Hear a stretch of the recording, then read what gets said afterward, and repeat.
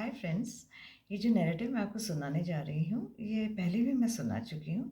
मेरे कुछ नैरेटिव्स जो हैं वो डिलीट हो गए, तो अपने न्यू व्यूअर्स के लिए मैं उन्हें रिपीट करूँगी।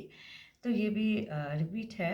एक है 1999 का ये नैरेटिव। और उस समय मैं एग्रीकल्चर करती थी अपने गांव नकरौंदा में। मेरा एक फार्म था 3 एकर्स का। तो उसमें से 14, उस समय मैंने 14 बीघास में मैंने पैडी लगाई थी, धान लगाया था। और 1 बीघा वैसे भी पॉन्ड था, फिश पॉन्ड। तो उसमें करीब हमारे घर से फार्म मेरा 10 किलोमीटर्स था। उसमें से 2 किलोमीटर तो गांव का ही स्ट्रेच था फार्म से, और उसके बाद हाईवे पे आते थे, और वहाँ से करीब 8 किलोमीटर्स और पड़ता था, और फिर मैं अपने घर पहुँच जाती थी। उस समय ट्रैफिक ज़्यादा नहीं होता था, तो 20-25 मिनट में मैं अपने घर पहुँच जाया करती थी। तो उस समय अक्टूबर का सीज़न था, अक्टूबर का मंथ था, सॉरी। और उस समय था थोड़ा ठंडी होने लग गई थी, और दिन भी छोटे होने लग गए थे। तो मैं सुबह 9 बजे चली जाती थी और कोशिश करती थी शाम 6-6:30 बजे तक मैं घर आ जाऊँ, जिससे कि मैं समय पे अंधेरे से पहले घर पहुंच सकूं। उस दिन भी ऐसे ही हुआ। मैं अपने फार्म से निकली और उस समय 6:30 बज रहे थे, थोड़ा अंधेरा होने से थोड़ा सा टाइम था। तो मैं जब अपने गांव से मतलब गांव की रोड पे मुश्किल से आधा किलोमीटर चली होंगी, तो मैंने देखा कि दूर से एक आदमी बीच सड़क पे बाइक अपना रोक के बीच सड़क पे किसी से बात कर रहा है, बाइक के साथ खड़ा है। तो मैंने दूर से हॉर्न बजाना शुरू किया, ये हॉर्न देना इसलिए कि हट जाए। वो नहीं हटे।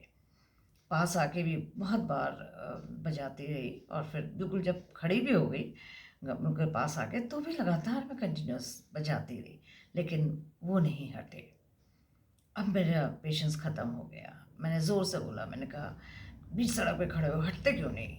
तो उस आदमी ने, बाइक वाले ने मेरी तरफ देखा, कहना जाइए, नहीं हटते, कोई कर्फ्यू लगाया क्या? अब मैं समझ गई कि ये आदमी जो है मुझे तंग करने वाला है। और अब मेरे समझ में नहीं आया कि अब मैं क्या करूं। घबराहट भी हो गई, क्या पता कब हटता है, हटेगा नहीं हटेगा। जिस तरह से उसने बोला है, हो सकता है वो 1-2 घंटा ऐसे ही रहे और अंधेरा हो जाएगा। और फिर मेरे को घबराहट सी होने लग गई। देखा मैंने कुछ लोग अपने वहाँ, चूँकि वो पॉपुलेशन अच्छी थी उस समय, काफ़ी घर थे, तो कुछ लोग भी अपने घरों से बाहर निकल के तमाशा देखने के लिए खड़े हो गए थे। मुझे पता था ये सब तमाशबीन है, अगर मुझे कोई हेल्प की ज़रूरत पड़ी तो nobody will come to my help. कोई नहीं होगा, मतलब वो सब तमाशबीनों की तरह से खड़े रहेंगे। तो मैं घबरा सी गई, घबराहट और एंगर, फियर, एंग्जाइटी, डेस्परेशन, और सारी मिक्स्ड फीलिंग से जो आदमी जो घबरा के जो आवाज़ आती है, वो बहुत अंदर से, वो बहुत ज़ोर से निकली मेरी आवाज़। स्क्रीम करा मैंने ज़ोर से। मैंने कहा हटते हो या नहीं? और जब बहुत ज़ोर से मैं चिल्लाई तो वो हटा। और उसका जो फ्रेंड था वो तो पहले ही हट चुका था। वो हटा अपनी बाइक लेके, और मेरी तरफ देखा उसने। मैं बोला कि अगर आप लेडी नहीं होती तो मैं आपको बता देता।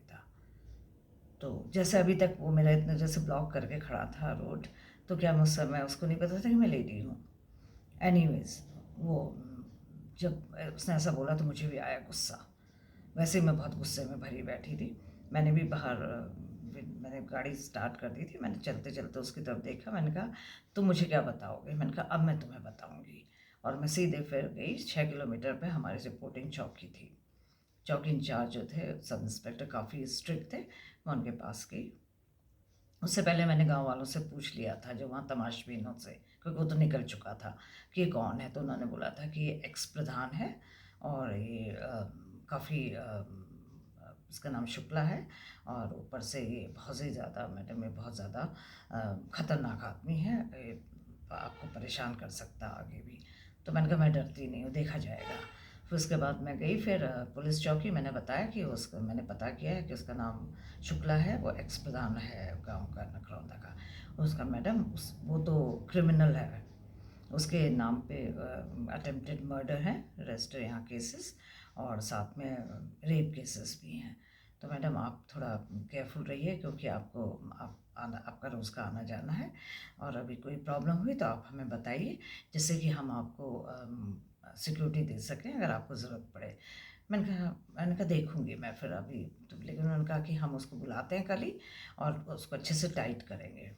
मैंने कहा जी थैंक यू सो मच, और मैं निकल आई अपने घर। उसके बाद मैं 2 साल तक वहाँ रही इस गाँव में। मैंने इस काम डेली जाती थी, रोज़ अपने शाम को यहाँ पर। ना मैंने उस आदमी को कभी देखा दोबारा, और ना उसने मेरे फार्म को कभी कोई हार्म पहुँचाया। और मैं ऐसे करके मैंने अपने पूरे दिन निकाले। मैं उसके बाद मैं भूल ही गई इस एपिसोड को और उस आदमी को भी। Thank you so much.